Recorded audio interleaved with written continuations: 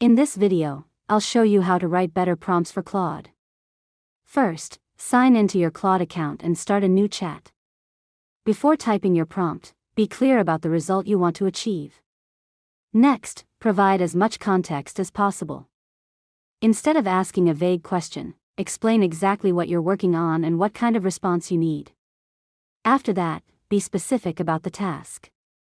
For example, instead of saying, write an article, try saying, write a 500-word article about email marketing for small business owners.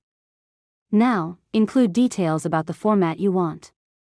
You can ask Claude to create a blog post, email, social media caption, report, outline, table, or step-by-step guide. Next, tell Claude who the content is for. For example, you can specify beginners, business owners, students, marketers, or any other audience. After that, review the response and continue refining it with follow-up prompts. If something isn't exactly what you need, ask Claude to rewrite, expand, shorten, or improve specific sections. Finally, remember that the more details you provide, the better the results will usually be. Clear instructions help Claude understand exactly what you're looking for and produce more accurate responses. And that's it.